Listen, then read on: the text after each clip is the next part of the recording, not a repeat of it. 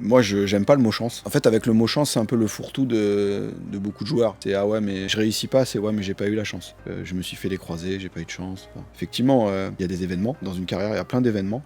C'est aux sportifs d'être acteurs pour passer ces événements, qu'ils soient positifs ou négatifs. Moi, je préfère parler de timing, parce que dans une vie professionnelle, il y a différents timings qui sont propices à être sur le terrain, par exemple. Et d'autres non.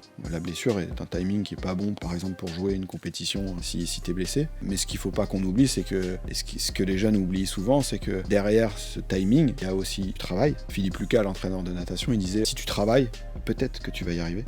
Mais si tu travailles pas, c'est sûr que tu y arriveras pas.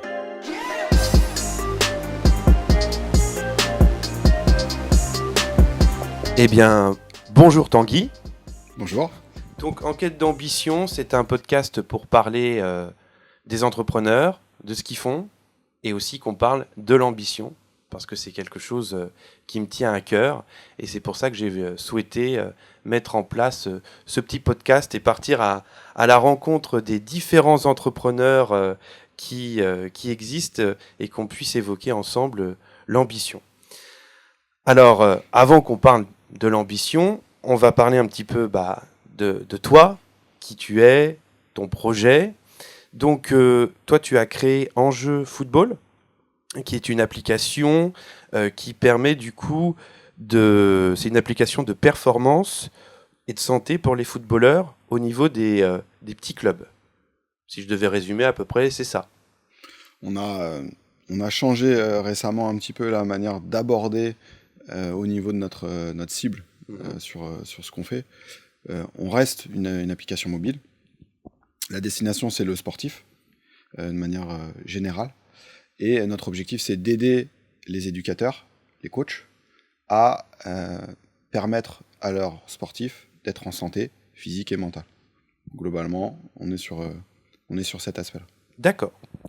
Alors, dans un premier temps, parce qu'on va avoir tout l'occasion de revenir sur Enjeu Football, tu vas te présenter, si tu le veux bien, et présenter ton petit parcours professionnel, que du coup nos auditeurs puissent savoir qui tu es. Alors moi, c'est Tanguy Fleury, de mon nom. J'ai 37 ans. Je suis marié, j'ai 2 enfants. Je suis originaire d'Orléans. Je suis né à Orléans. Et mon parcours professionnel, il est classique. École, lycée dans le secteur. Lycée sur Beaugency, bac scientifique. Ensuite, cursus école de médecine pour intégrer l'école de ma sœur kinésithérapeute de la région qui est à Orléans. Ensuite, diplôme de kiné. La volonté d'aller dans le domaine du sport, parce que moi-même sportif, footeux et judoka, sur lequel j'ai pas eu la possibilité, de par mon talent, d'intégrer un cursus compétition, mais l'envie d'accompagner les sportifs sur une dominante de santé, puisque je me suis retrouvé confronté à la blessure dans ma pratique sportive.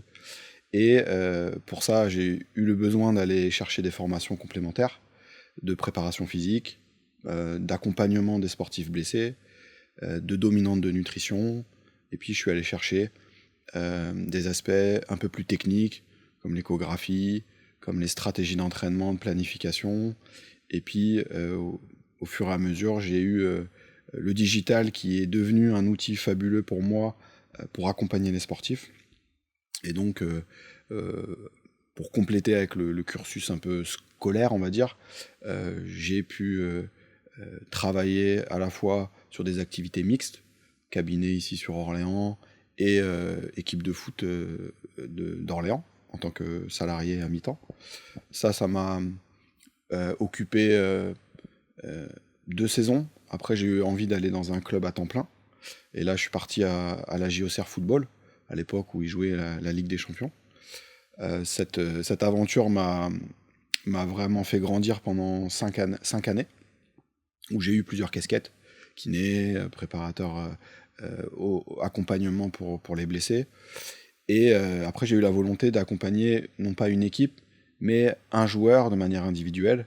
Et là, ça m'a amené à parcourir les meilleures structures européennes de clubs qui jouent la Ligue des Champions, d'aller à Londres, aller à Lisbonne, Manchester, d'aller en Allemagne, etc. Pour cette fois-ci, avoir un focus uniquement individuel, c'est-à-dire accompagner le joueur dans son projet performance, et donc la santé est au cœur de ce projet performance. Oui, parce que du coup, on y reviendra, mais c'est, je pense, totalement différent de s'occuper d'une équipe et d'un joueur en particulier. Tout à fait. Pour moi, c'était devenu naturel de me focaliser uniquement sur le joueur, parce que quand on travaille dans les clubs, on n'a pas la possibilité de travailler de manière qualitative sur l'individu.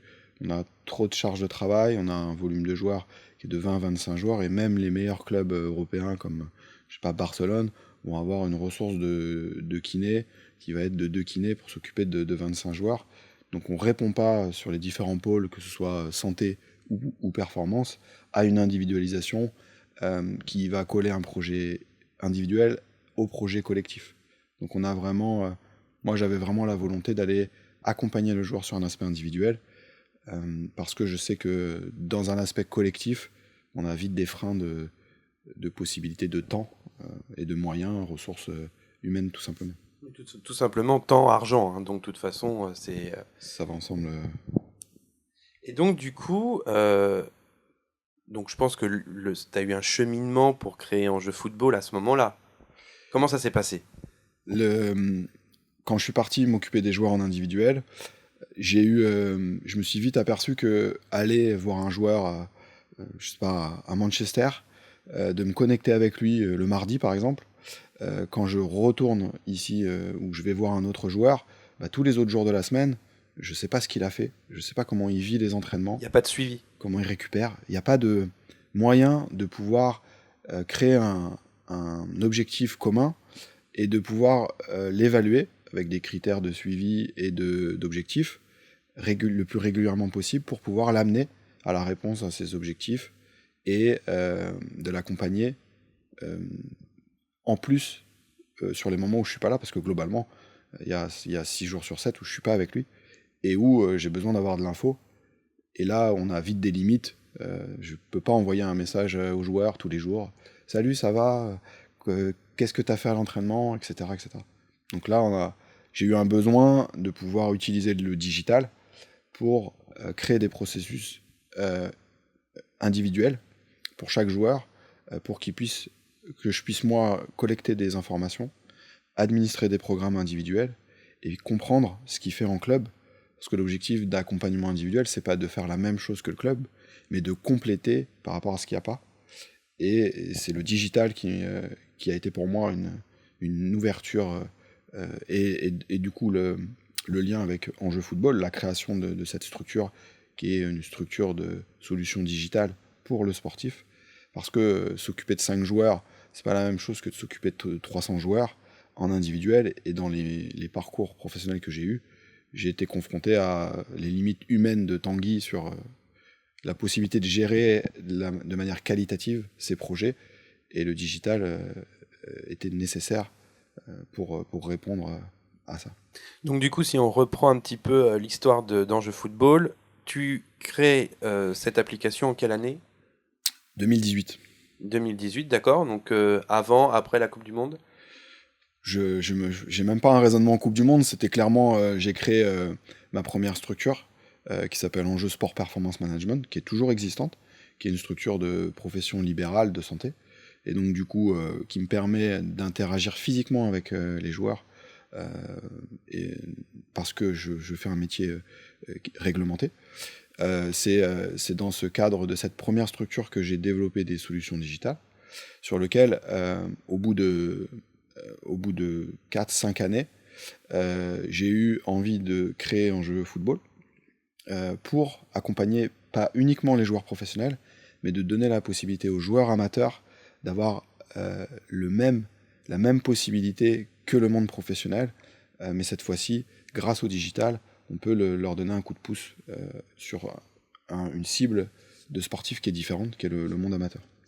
Oui, parce que c'est vrai qu'effectivement, après, moi, le monde du football est un petit peu abstrait pour moi. Je suis pas un grand adepte du football, mais c'est vrai que je pense que c'est toujours plus compliqué pour des personnes qui sont dans des groupes, dans des clubs amateurs, de pouvoir se hisser plus haut, alors que quand on intègre tout de suite peut-être des écoles, c'est peut-être plus simple, des écoles footballistiques.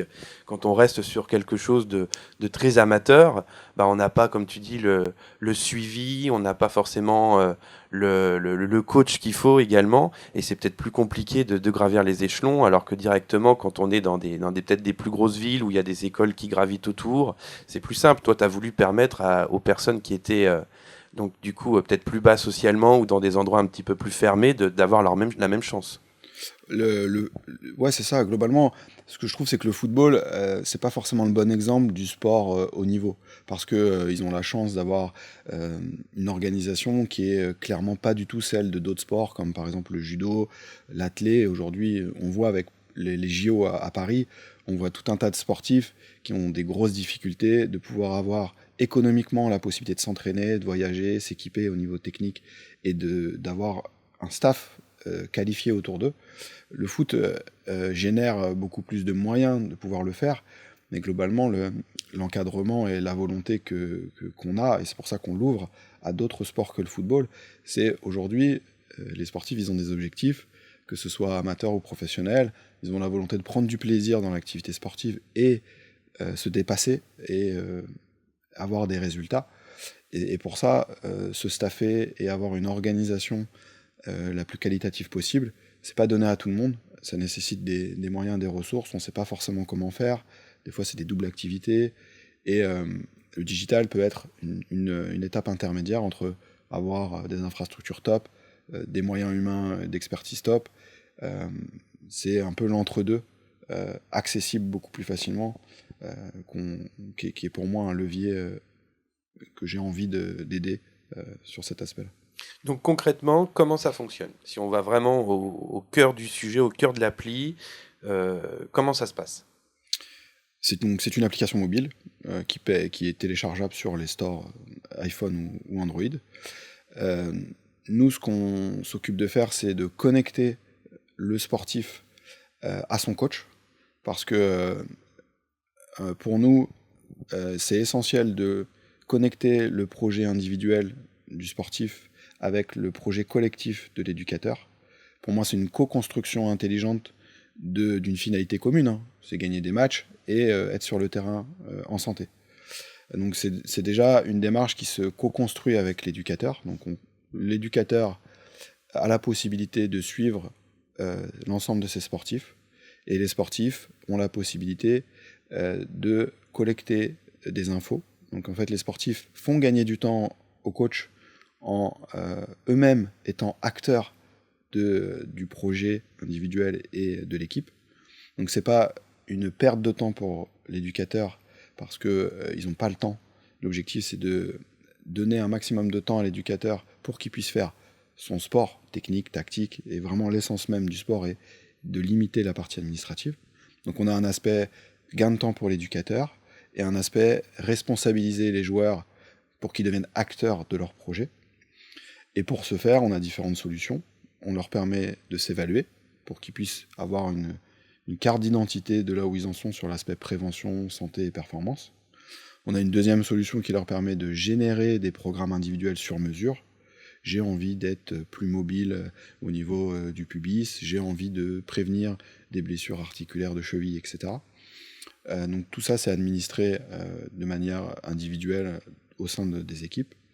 Et on a un volant qui est un volant pédagogique, éducatif, où moi, ce que je crois profondément, c'est le joueur, il a besoin de comprendre pour faire les choses. Et donc du coup, de pouvoir avoir un volant éducatif pour lui expliquer que la récupération, c'est important, par exemple, de bien s'hydrater. Une fois que le joueur a compris à quoi ça va lui servir dans sa santé, dans sa performance, il va pouvoir l'animer au quotidien et prendre conscience que c'est important.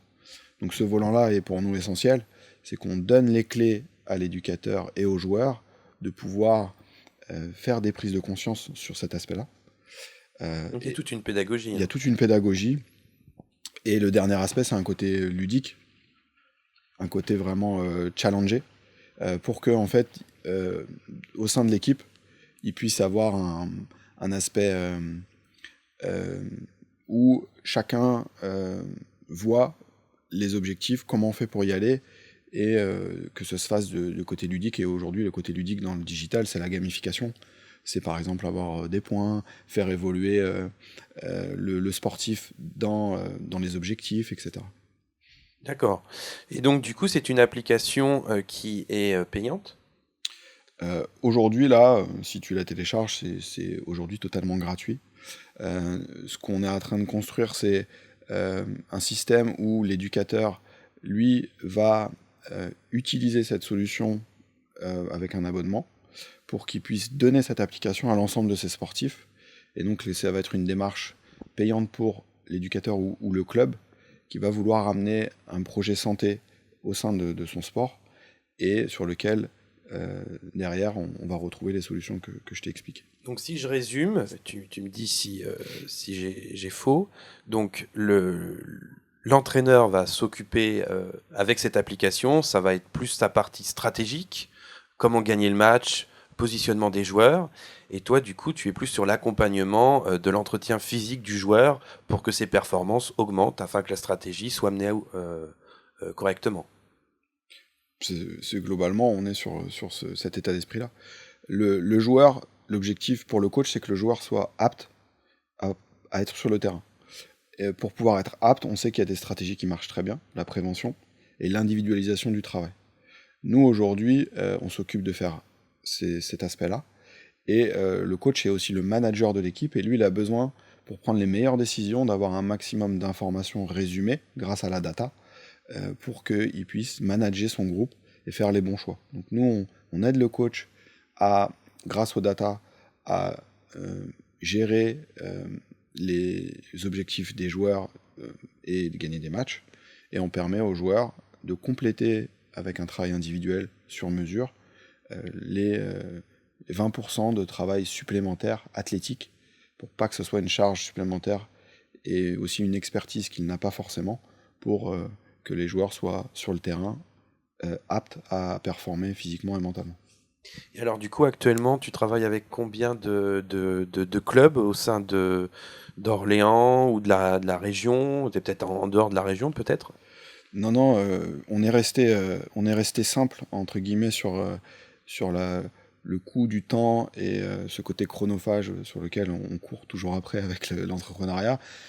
Pour les connexions qu'on a créées, on s'est connecté uniquement pour l'instant dans le monde du football.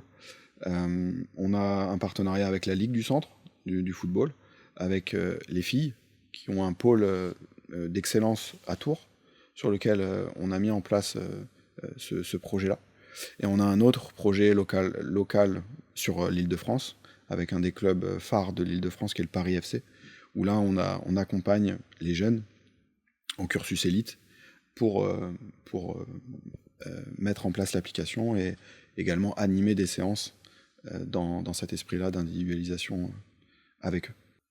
Si cette application est gratuite, elle est sponsorisée. Comment ça fonctionne aussi pour du coup qu'elle puisse vivre correctement cette application? Alors ce que je t'ai pas dit, c'est que ça fait un petit peu plus d'un an qu'elle existe, qu'elle est déjà visible sur les stores. On a testé différentes réalités, c'est-à-dire qu'à la base, on a créé un abonnement pour le joueur. Sauf que cet abonnement pour le joueur, on a fait un pricing différent, de 1,99 € par mois jusqu'à des suivis plus qualitatifs. Où il y a des fonctionnalités avec différentes. Des fonctionnalités différentes. On a créé un engouement avec 50 000 téléchargements, une première rémunération mensuelle, mais on a vite stagné. On s'est vite confronté à une problématique, c'est cette prise de conscience des joueurs sur l'intérêt de travailler en prévention et sur l'aspect santé. Et ça, c'est ce que moi je vois avec les joueurs, c'est que les joueurs de haut niveau, ils ont du mal à anticiper en fait et à miser sur leur santé avant même de se blesser. Ce qu'on retrouve de manière encore plus exponentielle dans le monde amateur, c'est que tant qu'on ne s'est pas blessé, on n'a pas cette prise de conscience qu'il y a des choses qu'on peut mettre en place. Du coup, je pense qu'on s'est très clairement posé la question de, du coup, comment on peut être le plus impactant avec notre projet. Et là, on s'est tourné depuis un mois vers les clubs et les instituts, les éducateurs, parce que c'est eux-mêmes grâce à leur philosophie, leur méthodologie et leur expertise, qui sont les plus à même de comprendre les enjeux de la santé et de la performance. Du coup, on a pivoté et on s'est dit, on va arrêter de parler aux joueurs parce que on a du mal à s'identifier avec beaucoup un peu de stéréotypes de joueurs, et c'est pas là où on est dans notre why, on prend pas de plaisir dans cet aspect-là parce que on a pour moi, il y a peut-être que 5 ou 10% des joueurs sur lesquels on va parler le même langage. Tout le reste n'ont pas conscience de c'est quoi la performance et la santé. Du coup, on décide aujourd'hui de s'adresser aux clubs et aux éducateurs pour faire des partenariats, pour leur montrer que le digital est une aide supplémentaire dans le projet. Et donc, le joueur, lui, a aujourd'hui la possibilité de télécharger gratuitement l'application pour voir qu'il y a des choses qui existent. Et aujourd'hui, notre mission là sur le trimestre qui arrive, c'est de développer un max de fonctionnalités pour l'éducateur, pour qu'il puisse avoir un maximum de gains de temps après l'animation de ces séances terrain. Du coup, je vais peut-être un peu transgresser, mais du coup, comment tu l'expliques que les joueurs, ils n'ont pas cette pédagogie sur la prévention, qu'ils attendent d'être blessés? Alors c'est peut-être quelque chose de général, parce que j'ai l'impression que ça, on n'a pas que ça que dans le sport. Hein. Non, pour moi, c'est valable un peu dans, je sais pas, plein d'événements de vie. Tant qu'on n'a pas vécu, par exemple, moi je prends un exemple d'un décès. Tant que j'ai pas vécu un décès proche, je me rends pas compte de la tristesse d'un décès peut-être d'un collègue ou d'un ami, parce que j'ai pas vécu cette situation. Et dans la blessure, il y a un tel désarroi, un tel retour sur l'essence même en fait, quand je me lève le matin et que j'ai pas de douleur, ma vie, elle est quand même géniale. Ce côté vraiment de se recentrer autour de ta santé, parce que le joueur, quand il est professionnel, il est plus dans un vestiaire, il s'entraîne plus, il y a plus de sollicitations, il y a un contexte économique aussi derrière, il perd l'essence même C'est une machine. de là où il est hissé en tant que rareté de pouvoir jouer au haut niveau, de tout le monde qui va l'applaudir, tout cet engouement. La blessure fait que on ressente la personne à finalement, on va dire les valeurs de base, quoi. Et beaucoup de jeunes joueurs n'ont pas vécu forcément la blessure et ont du mal à comprendre que il y a des choses à mettre en place qui vont être un gain de temps pour leur carrière future en termes de longévité. Et ça fait partie de l'environnement.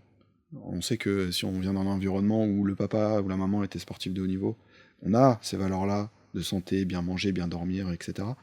Mais qu'on n'a pas forcément dans un milieu différent, qui va être plus un milieu socialement plus compliqué, sur lequel l'objectif c'est déjà d'avoir un truc dans son assiette ou de manger, ce que j'ai retrouvé dans des missions en Afrique, etc. La priorité est déjà 3 repas. Après, on va parler de la qualité du repas, mais plus tard. Donc tout va dépendre de la vie de chacun, et donc les sensibilités sont pas du tout les mêmes. C'est pour ça que déjà des jeunes qui ont déjà eu cette éducation à travers des enjeux de la santé vont comprendre ce que je vais leur dire, alors que d'autres cibles de joueurs, il y a tout un réapprentissage à faire, doivent avoir des sensibilisations quotidiennes de la santé, qui va passer par manger, dormir, les comportements addictifs, la lutte contre le dopage.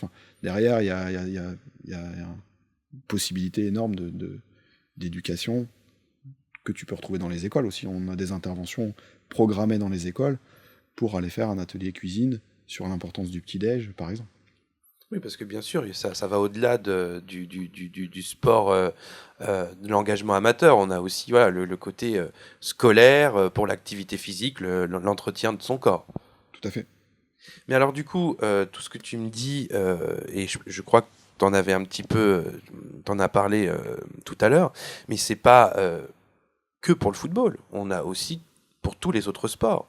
Donc est-ce que ton application, elle est valable pour d'autres sports que le football ? Oui, là, on va plus s'appeler Enjeu Football. On va pas que s'appeler Enjeu Football, on va s'appeler Enjeu Sport. Enjeu Sport, pourquoi ? Parce que moi, mon expertise, ça fait 15 ans, elle est dans le football. Dans le football à 100%, même si épisodiquement, j'ai eu des pilotes automobiles, des tennisman, des golfeurs. Mais globalement, Là où j'ai compris, appris et je continue de développer des compétences, c'est comment on planifie des stratégies d'entraînement dans ce sport-là. Mais finalement, aujourd'hui, ce qu'on est en train de s'apercevoir et de donner la possibilité à l'éducateur, c'est dans tous les sports, l'ambition de rendre les joueurs acteurs, de pouvoir amener un travail individuel autour de la santé, de construire et de donner accès à tout ce qui est éducatif, pédagogique aux joueurs. Tout le monde, tous les sports font ça. Après, il y a quelques subtilités parce qu'il y a plus de pathologies d'épaule au handball ou dans d'autres sports. Ça, aujourd'hui, c'est pour moi en tant que kiné, c'est des choses qui sont faciles à rendre accessibles aux différents sports. Et c'est des petits changements spécifiques par sport. Mais le fond de l'application, elle est utile pour tous les sports. Et c'est pour ça qu'on va rendre accès sur la rentrée prochaine avec vraiment une volonté d'aider un maximum de sports. C'est plus facile collectif parce que c'est une gestion de plusieurs personnes. Mais finalement, si tu vas au pôle d'escrime à Charles Péguy, ils vont aussi avoir c'est la même chose. Une volonté de gagner en qualité sur le suivi médical, le suivi individuel. Ça parle à tout le monde en fait ça. Donc du coup, l'ambition, c'est de ne plus être uniquement sur le monde footballistique, c'est d'aller sur le monde du sport en général et de façon collective. Donc du coup, tu le vois comment l'impact de ton implication sur l'industrie du sport dans les années à venir ? Je pense que dans le monde du sport et la société aujourd'hui, on se rend compte de plus en plus que le sport est un élément central dans la santé de monsieur et madame tout le monde. Donc le sport, on est en train de se rendre compte et de replacer le sport dans les besoins fondamentaux d'une personne. Si tu bouges pas, tu sais que tu vas déclencher des pathologies cardiovasculaires, des risques de diabète, etc. etc. Ça, pour moi, le sport est central dans déjà être en bonne santé. L'industrie du sport comprend que, bien sûr, ils animent des séances sportives via un cursus élite, etc. Mais pour moi, il y a deux volants. Il y a l'aspect compétition, où là, avoir des joueurs valides, c'est devenu quelque chose de prioritaire, parce qu'un joueur qui n'est pas valide, c'est un joueur qui perd de la valeur, qui rentre dans un process de contre-performance, parce que tu ne peux pas compter sur ton type, et donc du coup, tu sais que tu vas avoir des difficultés à performer. Donc sur un aspect performance, les hautes instances du sport ont besoin de gagner en autonomie sur le joueur et sur un accompagnement grâce aux data, à l'intelligence artificielle, de pouvoir améliorer ces process-là.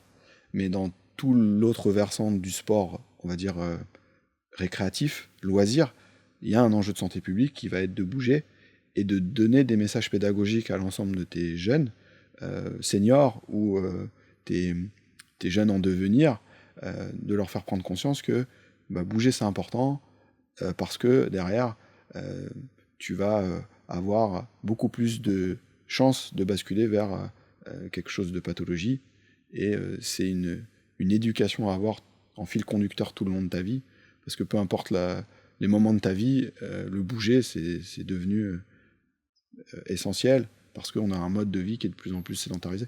C'est ce que j'allais dire, on bouge de moins en moins, on s'alimente mal, et donc du coup notre santé, elle en prend un sacré coup. Alors on dépasse le cadre du foot, on est sur déjà... oui, mais ça rentre dans... Ce que je comprends, c'est que ton application, voilà, elle dépasse tout ça de toute façon. L'application, elle permet d'avoir une vision vraiment transversale de la santé. La santé, c'est bien manger, donc bien manger, ça veut dire bien consommer, ça veut dire aussi bien s'hydrater, bien dormir, et ensuite bien bouger. Aujourd'hui, quand moi j'ai fait le constat d'observer des joueurs en Mauritanie dans un projet fédéral là-bas, où j'ai mis en place la cellule performance de la Fédération mauritanienne de foot, j'ai observé les jeunes de 12 ans jusqu'à 20 ans bouger, versus la même chose en France dans des centres de formation. Là-bas, ils bougent très très bien. À 5 ans, ils portent leurs petits frères, ils sont à quatre pattes, ils sont pieds nus. Ils ont aujourd'hui ce que nous, on n'a plus, à cause de la télé, du canapé, de la malbouffe. On a des problématiques qui sont complètement différentes. Et quand on demande à un jeune de 14 ans de s'accroupir, En Mauritanie, il peut rester, je sais pas, jouer à un jeu de société en étant accroupi sans Il a une problème. endurance. En France, on perd ses qualités parce qu'on bouge pas. Et c'est un frein aussi dans l'aspect santé et l'aspect performance. Et est-ce que du coup tu vois une tendance qui va s'améliorer? Et est-ce que du coup tu vois une tendance qui va s'améliorer ou qui va s'aggraver? Non, on n'est pas du tout dans l'amélioration. Quand on prend les stats de l'éducation physique à l'école, on est sur vraiment une pente très, très négative sur les capacités cardiovasculaires, toutes les capacités autour du corps qui est catastrophique. Aujourd'hui, les jeunes, il n'y a qu'à les voir bouger à cause de nos modes de consommation, notre manière de bouger au quotidien. Elle appauvrit les patterns moteurs de base, ramper, marcher, courir, sauter. Aujourd'hui, on ne fait plus bouger les jeunes comme on les faisait bouger, comme ils bougeaient il y a quelques années, à cause des écrans, à cause de plein d'aspects. Et oui, à la fin, quand on regarde, je sais pas moi, on va regarder les JO, il ne faudra pas être étonné de ne pas avoir de médaille, parce qu'en fait, le sportif d'élite, il ne se construit pas sur un cursus de 2 ans. C'est depuis son plus jeune âge, de pouvoir développer un jeune sur un aspect motricité complète, et ensuite après aller vers quelque chose de spécifique, mais le socle de bien bouger de manière simple, c'est déjà, aujourd'hui, pour plein de jeunes, c'est déjà un challenge de bouger correctement. Du coup, au niveau du nombre d'athlètes, est-ce que du coup on voit quand même qu'il y a ce que tu me disais, voilà, fallait pas s'attendre à ce qu'on ait des médailles, mais on a toujours le même nombre d'athlètes? Est-ce que c'est la qualité qui change ou est-ce que du coup on a carrément une perte du nombre d'athlètes face à ça? On est de plus en plus nombreux déjà sur la planète, donc on a de plus en plus dans notre... Parle en France, hein. En France, on a de plus en plus de licenciés, par exemple dans le football, et donc on a beaucoup plus entre guillemets, la chance d'avoir des potentiels, des talents futurs, et donc on va avoir on a toujours un nombre fixe de joueurs qui vont jouer dans les équipes élites. Ça bouge pas, ça. Ça bouge pas. Après, la qualité de ces joueurs, là, je pense que quand je discute avec les différents acteurs du sport professionnel, bien sûr, on améliore le côté technique des infrastructures, etc. Mais il y a aussi des gros freins et de l'émergence d'autres problématiques, notamment des problématiques de santé mentale, parce que aujourd'hui, la manière dont on va respirer, par exemple, ou la manière dont on va vivre la pression, elle est complètement différente des cursus d'il y a quelques années. Et donc on a un potentiel santé qui est beaucoup plus, on va dire, détérioré par les jeunes. Il y a beaucoup de jeunes qui ne vont pas sur du haut niveau à cause d'un problème de santé. Oui, il y a comme un plafond de verre. Il y a une limite qui fait qu'au niveau de la performance, s'il n'y a pas eu une manière de bouger, une manière de construire intelligemment un travail individuel, un frein qui va arriver à l'âge de 15-16 ans quand on augmente la partie spécialisation du sportif. Et alors du coup, je reviens sur ton application. Comment tu fais pour t'assurer les meilleurs conseils pour les personnes du coup qui sont sur ton application et pour éviter que ça soit des conseils un peu trop génériques? Comment tu fais? On a un algorithme de questions où on demande sur le cycle de travail qu'on va avoir, par exemple un cycle de travail de 8 semaines de travail individuel. Chaque 8 semaines, on demande les objectifs du sportif sur différentes dominantes, que ce soit du gainage, de la mobilité, du travail de renforcement, du travail cardio. Et le joueur renseigne parmi les différents objectifs qui sont vulgarisés pour qu'ils comprennent bien la manière dont on va pouvoir après administrer un programme sur mesure, adapté par rapport à qui il est, quel âge il a, quel poste il joue, grâce au digital et à la base de données qui est de plus de 6000 exercices et qui permet de donner déjà un cadre aux joueurs en fonction de ses objectifs, en fonction du nombre d'heures d'entraînement qu'il a, en fonction du poste qu'il joue, etc. Et donc, du coup, toutes ces personnes, moi, je pense qu'il doit y avoir une grande majorité qui ont des ambitions assez conséquentes de pouvoir progresser dans ce milieu-là. Mais le plus compliqué, c'est de tenir sur la durée au niveau de la motivation, parce qu'il y a plein de difficultés, comme dans tout. Comment on arrive à les faire tenir dans la durée? Comment on arrive à éviter que chaque échec soit, du coup, un arrêt total de son ambition par rapport à ça? C'est tout l'enjeu d'aider le sportif sur un projet qui est un projet qui n'est pas un projet à court terme. On ne devient pas on-off sportif de haut niveau. Donc il y a aussi, ils sont pas habitués avec leur mode de consommation, la manière de voir les choses. Ils veulent tout de suite et globalement, avec un téléphone, on clique, on a une commande du repas du midi. Enfin, aujourd'hui, on est dans la consommation très très court-termiste, alors que la construction d'une ambition de sportive. C'est tout sauf de l'immédiateté. C'est tout sauf de l'immédiateté. Donc c'est du travail quotidien. Et donc il y a un aspect motivationnel qui, pour nous, la manière dont on va aider, ça va être l'aspect ludique et objectif. Ton objectif va être, par exemple, de t'entraîner, de passer de 6 heures d'entraînement hebdomadaire à 8 heures. Et l'objectif, ça va être de construire progressivement sur ta saison pour que ton corps puisse être préparé au haut niveau qui va représenter 14-15 heures de travail hebdomadaire.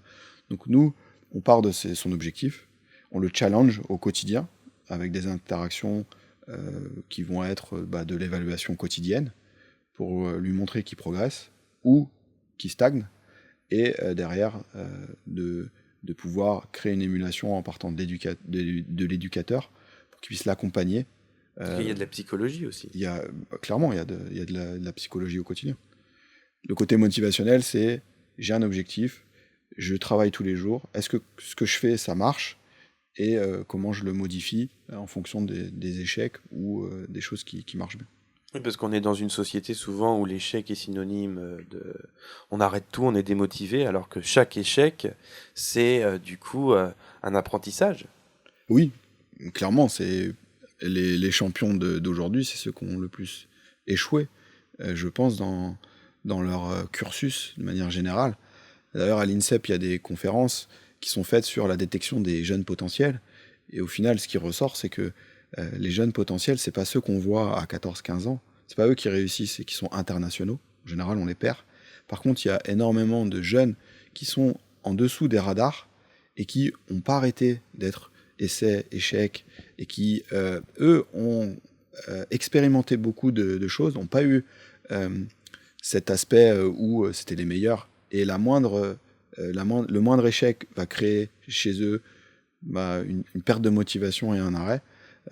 Ceux qui réussissent, c'est ceux qui, pour moi, ont le plus échoué. Parce que c'est... aujourd'hui, si tu gagnes tous tes matchs, t'es plus que Ballon d'Or. Enfin, perdre, ça fait partie de... Perdre ou se blesser, ou vivre des moments où tu joues pas, fait partie de la réalité. C'est la construction. C'est la construction. Mais il y a aussi une part de chance dans cette réussite. T'en penses quoi, toi, de la chance dans le domaine sportif? Moi, j'aime pas le mot chance. J'aime pas le mot chance parce que c'est comme si...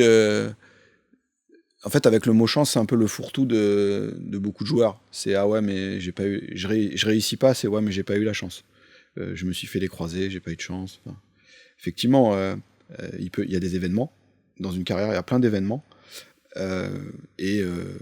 C'est aux sportifs d'être acteurs pour passer ces événements, qu'ils soient positifs ou négatifs. Moi, je préfère parler de timing, parce que dans une vie professionnelle, il y a différents timings qui sont propices à être sur le terrain, par exemple. D'autres non. La blessure est un timing qui n'est pas bon par exemple, pour jouer une compétition si tu es blessé. Mais ce qu'il ne faut pas qu'on oublie, c'est que, et ce que les jeunes oublient souvent, c'est que derrière ce timing, il y a aussi du travail. Philippe Lucas, l'entraîneur de natation, il disait si tu travailles, peut-être que tu vas y arriver, mais si tu travailles pas, c'est sûr que tu y arriveras pas. Derrière, faut pas que les jeunes, et souvent ils oublient qu'à travers cette notion de réussite, il y a du travail, il y a du talent, parce que s'ils sont dans des cursus sportifs un peu élitistes, c'est parce qu'ils ont du talent. Et puis derrière, il y a cette opportunité qui peut arriver de changer de club, de continuer, de rester, de changer de poste ou de. Donc, avant tout, pour toi, c'est le travail. Pour moi, avant tout, c'est le travail et d'expérimenter des choses, de se tromper et au bout d'un moment, en fonction du timing et des opportunités, la réussite peut arriver. Donc la persévérance, la persévérance, la persévérance. La persévérance, je trouve ça un bon mot parce que c'est j'essaye une stratégie pour arriver à mon objectif. Elle marche, je continue. Elle marche pas, j'essaye d'en trouver une qui va me permettre toujours d'avancer vers mon objectif versus le côté obstination. Justement, j'allais y venir parce qu'il y a la persévérance, il y a l'entêtement. Faut faire attention parce que des fois l'ambition est peut-être un peu trop haute et du coup il n'y a pas de l'entêtement des fois où il faut recalibrer l'ambition. C'est que l'objectif il a été mal calibré. Souvent quand on pose la question sportive, c'est quoi ton objectif, beaucoup vont dire jouer la Ligue des Champions ou alors de dire moi je vais intégrer l'équipe première alors qu'il va jouer en district sur des équipes jeunes. Il y a vraiment une non-compréhension pour arriver à cet objectif, il va falloir fournir des efforts quotidiens, persévérer, il y a une notion de talent aussi, tout le monde n'est pas joueur professionnel et je pense que dans l'environnement du joueur de s'obstiner à vouloir être professionnel, dès le plus jeune âge on sait que ça va être compliqué d'être joueur professionnel. Si on est un âne, on peut être un âne amélioré, mais on ne sera pas un cheval de course. Et ça, Mais c'est à quel moment, du coup, il faut se dire, bon, j'arrête, je réévalue, du coup, mon ambition, j'arrête d'être obstiné, parce que de toute façon, ça ne marchera pas.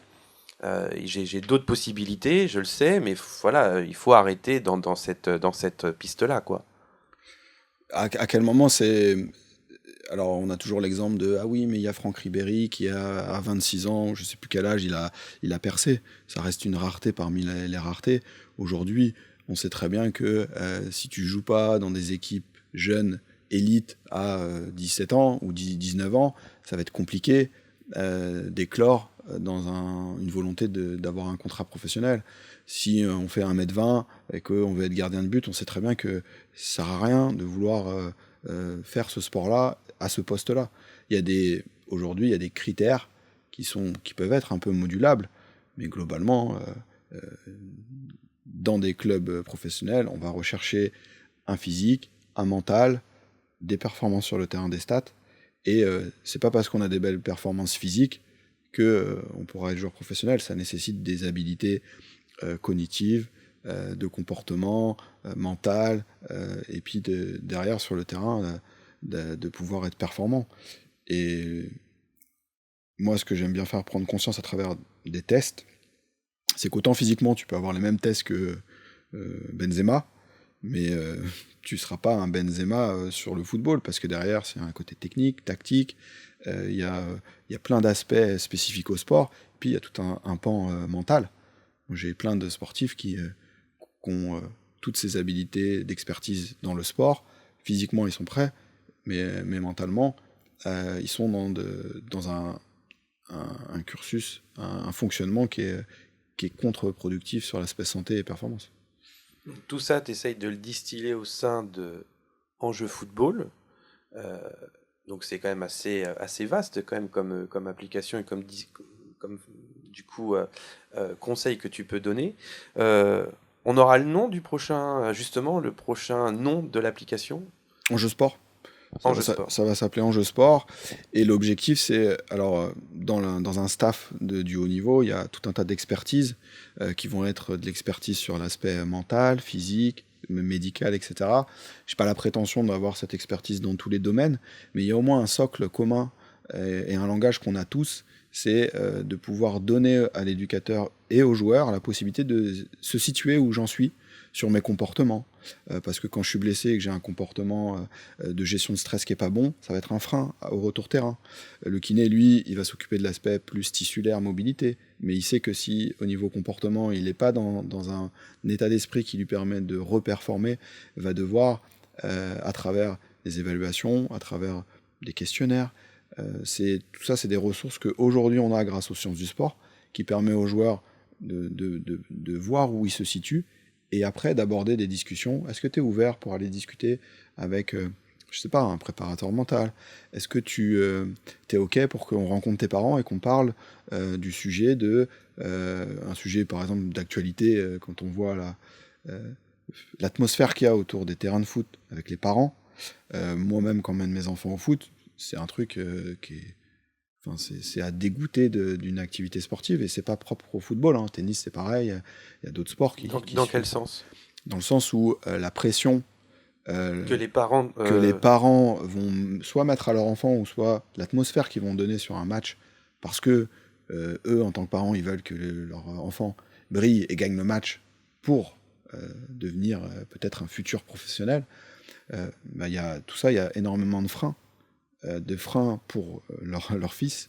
Alors tu peux l'expliquer comment? Parce que est-ce que ça peut s'expliquer une frustration dans le sens le parent a pas pu réussir et donc du coup il met tous ses espoirs dans l'enfant, ou est-ce que c'est juste dire mon fils ou ma fille c'est la meilleure? C'est les deux? C'est même encore plus complexe que ça. C'est aussi la manière dont, si moi je mets mon enfant dans tel club, quel est le projet club pour cette catégorie. Derrière, il y a une part de responsabilité de tous les acteurs, que ce soit les parents, l'éducateur, l'enfant, et même l'environnement, parce qu'aujourd'hui, de plus en plus, tu as les agents, conseillers de joueurs, etc., qui vont créer une atmosphère de il faut réussir, il faut marquer, il faut des stats. Mais ça devient un produit après. Ça devient un produit, et ça devient un côté centré sur l'ego, centré sur le joueur, qui en a rien à fiche de l'aspect collectif, et qui amène des comportements qui sont tout sauf ce qu'on veut voir sur les terrains. Les éducateurs sont dégoûtés de ce type de comportement. Les autres parents, c'est un environnement qui... Aujourd'hui, il y a des solutions qui existent à travers la psychologie du sport, à travers des ateliers avec les parents, pour leur donner des clés, parce que là, c'est une gestion de stress au final.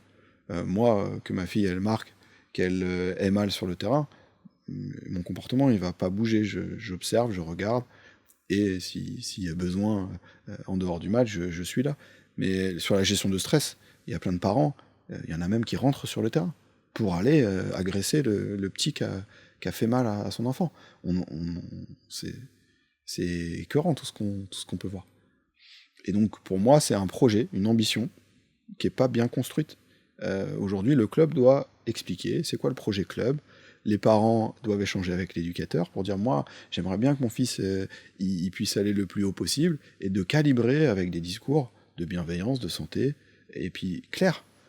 Non, ton fils ne sera pas le Mbappé de demain. Tu es à Donnery, t'as 15 ans, à un moment donné, c'est normal d'avoir cette discussion-là. Comme moi, je ne serais pas un entraîneur, un chirurgien orthopédique. À un moment donné, c'est normal. Mais ton application a volonté justement de pouvoir accompagner dans tout ce genre de raisonnement via du coup des conseils et un suivi pour la bonne marche de son évolution sportive. C'est ça. On a fait des capsules vidéo pour les parents, comment accompagner son enfant dans un projet sportif. Là, j'ai une intervention avec le Paris FC où je vais animer autour de la nutrition pour les parents. Et puis j'ai des choses qui sont pour le joueur. D'autres, j'ai beaucoup d'échanges avec les éducateurs. Mais globalement, c'est d'essayer d'apporter un petit plus sur tous ces aspects-là qui vont être un frein sur le plaisir du football, quoi, le plaisir de l'activité sportive. Il faut que ça reste du plaisir. Mais oui, et quand la dernière fois ma fille, elle finit son match, elle pleure. Je me dis, mais en fait, on a oublié c'est quoi l'essence même d'une activité sportive, c'est le plaisir et être sur le terrain. Être sur le terrain, ça veut dire être en bonne santé pour pouvoir jouer. Et pour moi, ces deux choses-là, c'est l'objectif de ce qu'on met en place. Oui, mais on est dans un monde de compétition de toute façon. On est dans un monde où on oublie l'essence même, les valeurs même de c'est quoi l'objectif. Et pour moi, l'objectif, quand je parle avec les éducateurs, je leur demande, par exemple, c'est quoi, qu'est-ce que tu penses que le parent attend quand on donne on inscrit notre enfant dans le club. Et là, on a à chaque fois un mot comme résultat, performance. Mais moi, quand je mets mes enfants à l'école, j'attends pas de performance. J'attends qu'ils prennent du plaisir avec les copains, qu'ils bougent, vraiment le côté bouger, voilà. Et puis derrière, qu'il ait des valeurs du sport. Les copains, bien sûr que tous les enfants ont envie de gagner, mais il n'y a pas besoin d'animer cette partie-là. Je connais aucun sportif qui aime perdre, hein. Mais de là à surappuyer sur ce volant résultat, c'est là où il y a un problème. C'est que, franchement, faire un super match, perdre, mais est-ce que c'est pas top de voir tous les enfants sourire, du caractère, essayer de jouer, et puis perdre à la fin, on s'en fiche un peu du résultat. Et bah pour beaucoup, non. Pour beaucoup de... Donc toi, tu serais comme Pierre de Coubertin. Moi, à partir d'un certain âge, je trouve ça complètement ridicule de parler de résultats. Après, dans un cursus spécialisation, on commence à rentrer un état d'esprit, des choses pour le haut niveau. Bien sûr qu'il va y avoir une démarche pédagogique. Mais qu'en U9, on me parle de U9 élite, excellence ou ce que tu veux, en fait, je comprends pas. Parce qu'en U9 jusqu'à U13, on est sur la construction de ces notions de plaisir, de ces amuse-toi à travers le sport, et cette notion de copain, d'équipe, et pas sur des choses de compétition. Mais alors justement, si on fait un petit virage sur l'ambition, l'ambition évolue avec le temps. Donc je pense que aussi pour chacun, on veut gagner, mais je pense qu'après l'évolution évolue. Est-ce que tu es d'accord avec ça? Est-ce que toi, ton ambition, elle a évolué avec le temps? Oui. L'ambition, pour moi, elle est contextuelle et elle n'est pas figée. Moi, je me souviens quand j'étais jeune kiné, je comprenais pas des confrères qui allaient travailler à l'hôpital, synonyme de travailler avec des vieux, t'es kiné, t'as fait 5 ans d'études, tu fais promener papy, mamie, et c'est quelque chose qui t'épanouit. Aujourd'hui, je comprends pleinement en fait cette démarche-là. En tant que jeune kiné, j'avais l'ambition de faire, d'être le meilleur dans ma profession, etc., de me former et d'aller dans le meilleur club qui existe. Et en fait, aujourd'hui, ce mot ambition, il est à mettre entre guillemets, dans le sens où c'est pour moi un équilibre entre le pro, le perso, et que être ambitieux, moi je pense que je construis mon quotidien vers du dépassement de soi, mais je le fais pour moi, uniquement pour moi, et sur des missions qui ont du sens pour moi. L'ambition de vouloir montrer à travers un paraître, c'est là où il y a un côté pervers dans l'ambition. Aujourd'hui, l'ambition, c'est montrer aux autres, comme si, je prends l'exemple comme si je me prends en photo dans des voitures de luxe de joueurs, que je me montre dans les salons et que je montre que mon ambition,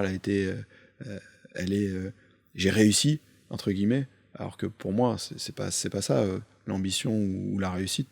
C'est quelque chose de bien plus intime, du sens de pourquoi je le fais, et puis derrière d'équilibre. En tant que papa, j'ai envie de voir mes enfants, d'interagir, j'ai envie d'avoir une vie de couple, et aujourd'hui, ma balance, elle a énormément été revue, et au quotidien, c'est un peu un combat entre passer du temps dans ce que tu aimes, qui a du sens pour toi, et aussi la vraie vie, entre guillemets, c'est ta famille, tes enfants, être en bonne santé, et pas s'oublier dans cet aspect ambition.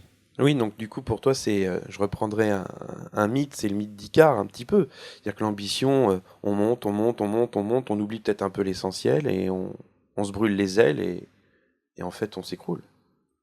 Et on constate qu'énormément d'entrepreneurs sont en burn-out. Moi, je prends plein d'exemples d'amis avec qui j'étais à l'école, qui ont fait des écoles incroyables en France, sur Paris, etc. Au final, 10 ans après, quand on rediscute, ils ont des postes d'ingénieurs, de haute responsabilité, etc.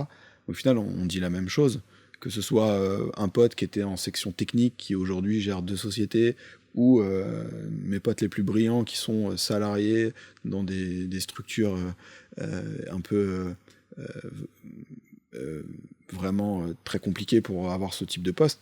Au final, c'est quoi le sens de ce que tu fais dans ton travail? Et puis, beaucoup sont en burn-out alors qu'ils ont des postes incroyables, mais ils s'embêtent. Ça n'a pas de sens ce qu'ils font au quotidien. Et derrière, il y a beaucoup d'entrepreneurs qui sont en burn-out parce qu'ils donnent 120% au quotidien. Et ça, c'est pas possible de le tenir.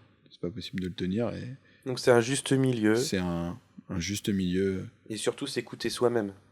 Et surtout le faire pour soi, avec le sens de ce qu'on a au fond de nous, de nos valeurs. Mais au niveau sportif, c'est pareil, parce que du coup, quand ils montent les échelons, et c'est valable pour tout le monde, hein, pas forcément dans le monde sportif, mais on a des fois une certaine arrogance qui peut naître.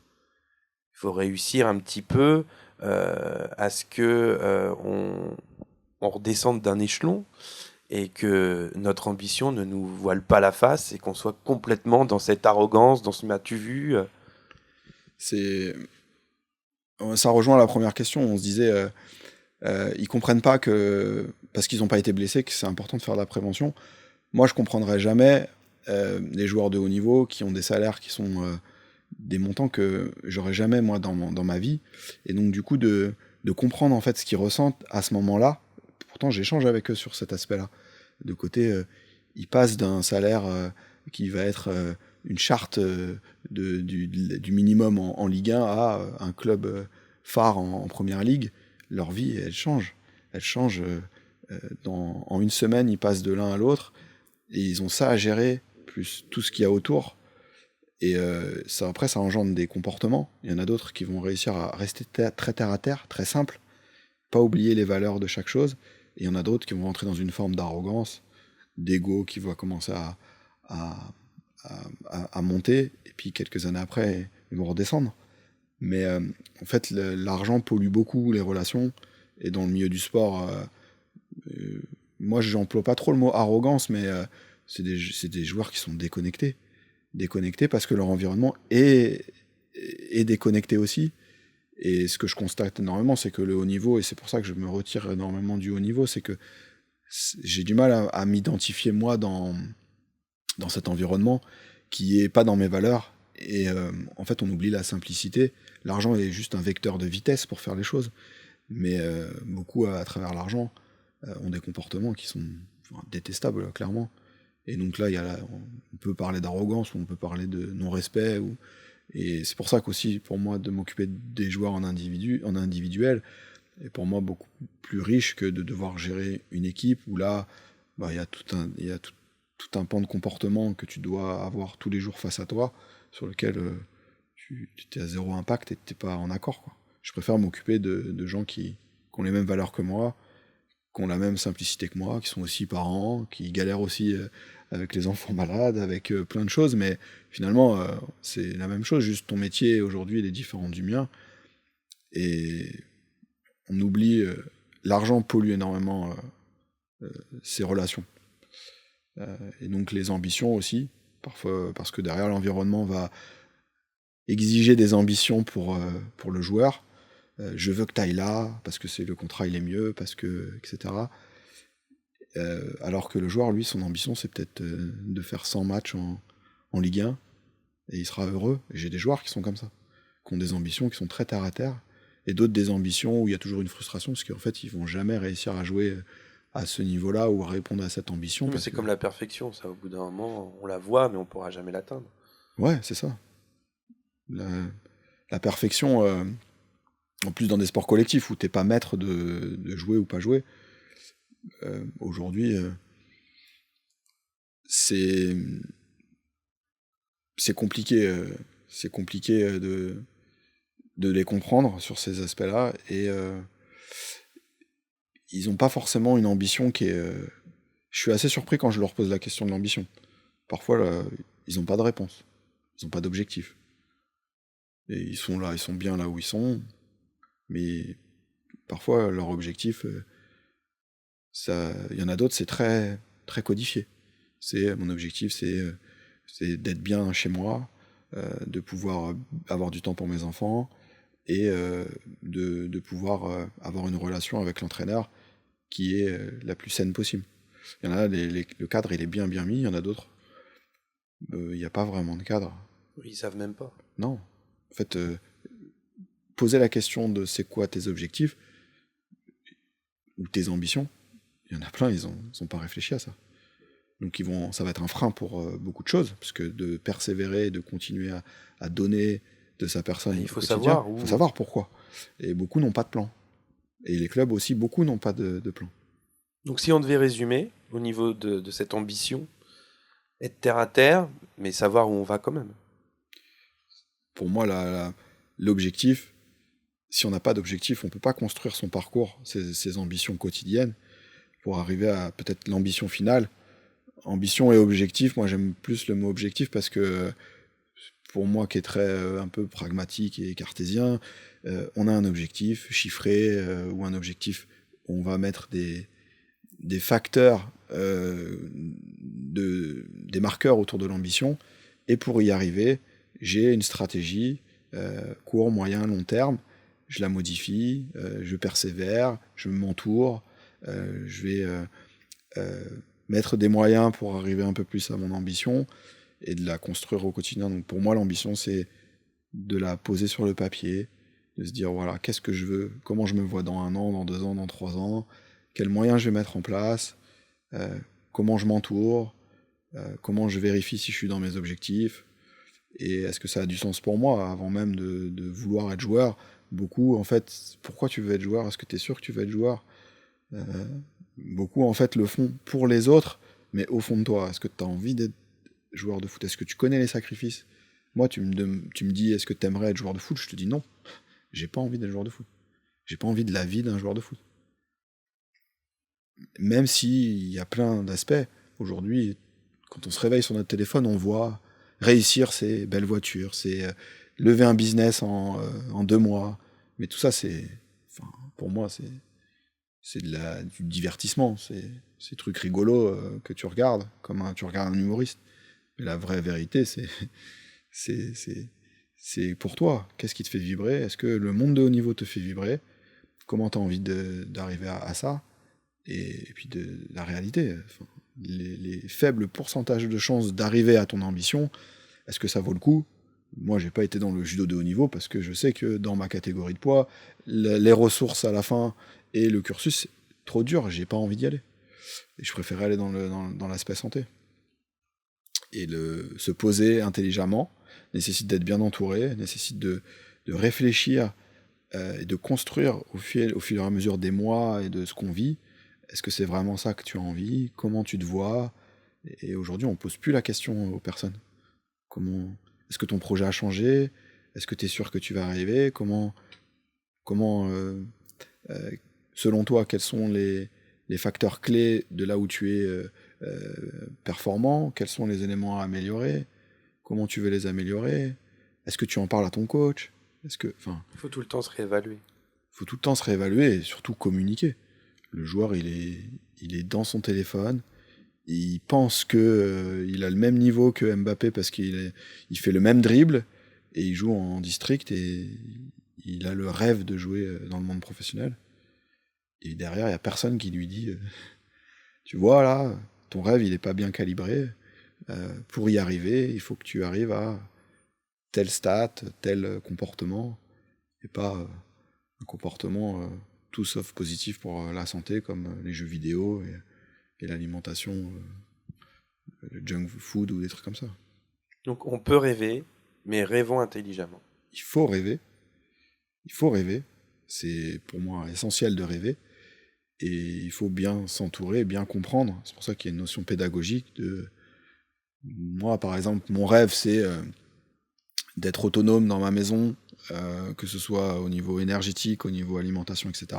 Et je sais que pour arriver à ce rêve-là, je vais devoir construire étape par étape différentes solutions, différents choix pour y arriver.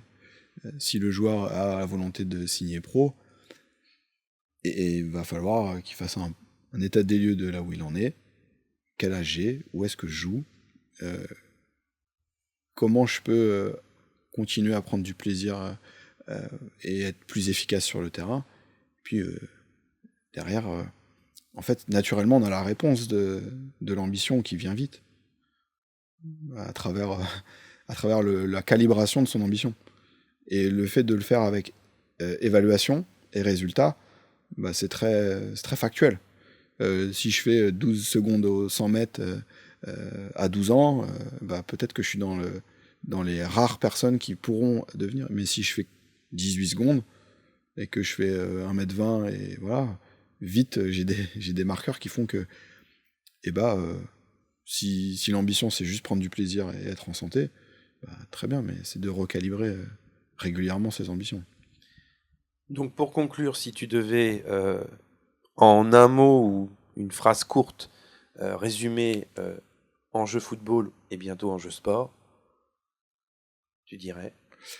Je dirais c'est une application mobile de santé pour les sportifs. De manière générale, j'irais sur cette phrase-là, sur laquelle on a des solutions que j'ai expliquées pour être en santé physique et mentale.